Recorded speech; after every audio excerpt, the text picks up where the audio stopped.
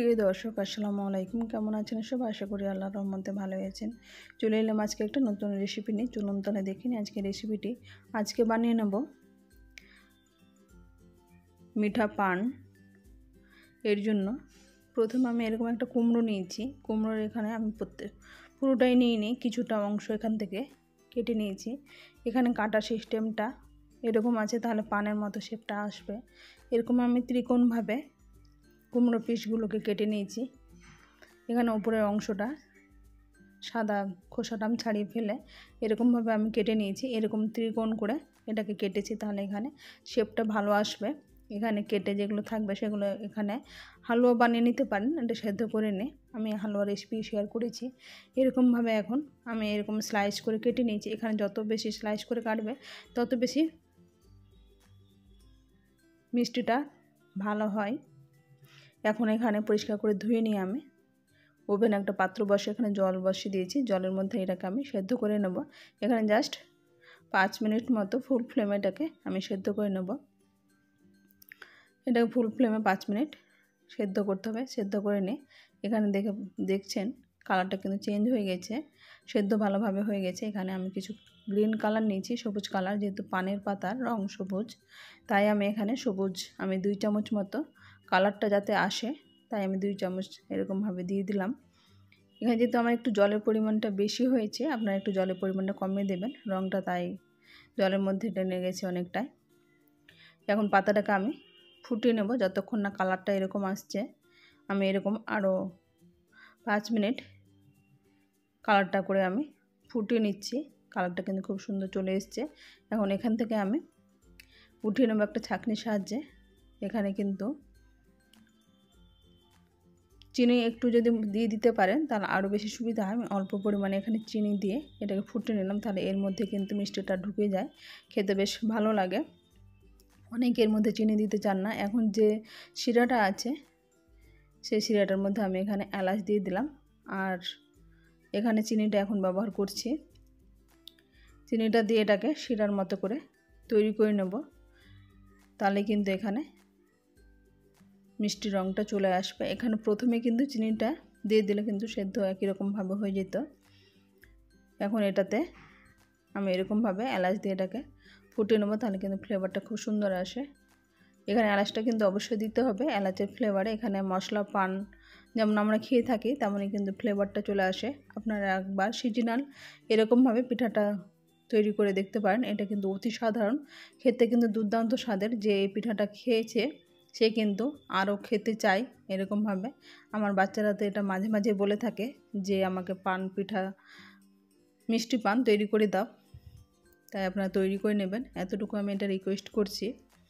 এখন এইদিকে আমি 1 লিটার দুধ নিয়েছি। দুধটাতে এখন এটা ফুল ফ্লেমে আমি ফুটিয়ে নেওয়ার পরে ভিনেগার দিয়ে জলের মধ্যে মিশিয়ে রেখেছি। এখানে চাইলে আপনার লেবু দিয়ে এটাকে মিশিয়ে নিতে পারেন। আমি ভিনেগার ছিল বাড়িতে, তাই আমি ভিনেগার দিয়ে এটাকে ছানা তৈরি করে নিলাম। এরকমভাবে দুধটাকে কাটিয়ে নিলাম। এখন দুধটা ভালোভাবে কেটে গেছে, একটা চামচের সাহায্যে এরকমভাবে নেড়ে নিলাম। এখানে চাইলে আপনার লেবু দিয়ে তৈরি করে নিতে পারেন। এখন এরকমভাবে ছানাটা বেশ সুন্দর হয়ে গেছে, জমাট হয়ে গেছে। এখন এটাকে নিয়ে আমি একটা ছাঁকনির সাহায্যে ছেঁকে নেব। যে জলটা আছে সেই জলটা আপনি যদি মনে করেন এখানে আমি টানিয়ে নেব, তাহলে এরকমভাবে টানিয়ে নিতে পারেন। এটা দুধের জল আছে তাই এটা টেনে নিলেও খেতে কিন্তু খারাপ লাগে না। এরকমভাবে ছানাটাকে আমি ছাঁকনির সাহায্যে ছেঁকে নিলাম, আর জলটা ভালোভাবে নিংড়ে গেছে। এখন একটা ওভেনে একটা পাত্র বসে এখানে আমি ছানাটা দিয়ে দিলাম।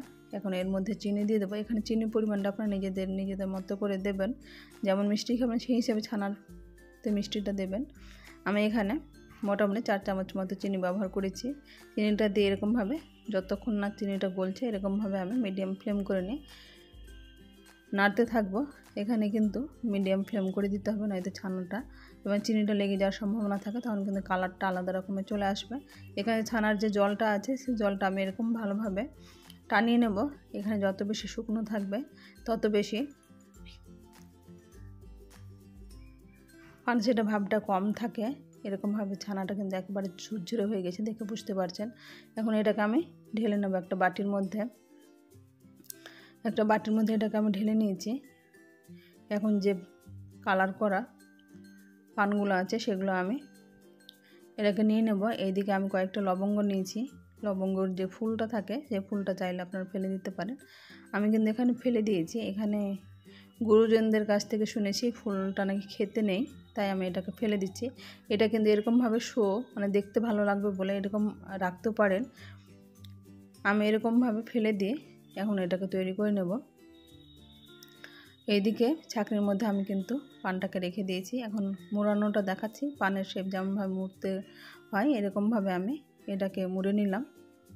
দেখে বুঝতে পারছেন না, খুব সহজভাবে তৈরি হয়ে গেল। এখন যে ছানাটা আমি তৈরি করে রেখেছিলাম পুরটা, সেই পুরটা এর মধ্যে দিয়ে দেবো। এখানে চাইলে আপনারা অনেক রকমের মশলা পাওয়া যায়, সেগুলো ব্যবহার করতে পারেন। আমি এটা দিয়ে এরকম তৈরি করেছি। এখন যে লবঙ্গগুলো রেখেছিলাম সেই লবঙ্গগুলো সাপোর্টের জন্য এরকম আমি এটা দিয়ে দিলাম। দুই সাইডে দুটো দিলাম, তাহলে এটা সাপোর্ট হয়ে থাকবে, এটা আর ভাঁজটা খুলে যায় না। এরকমভাবে খুব সুন্দরভাবে আমি সবগুলোই পানকে এরকম শেপ করে তৈরি করে নিলাম। এখানে কয়েকটাতে আমি ফুল কিন্তু রেখে দিয়েছি, এটা খাওয়ার সময় কিন্তু ফুলটা ফেলে দেবো।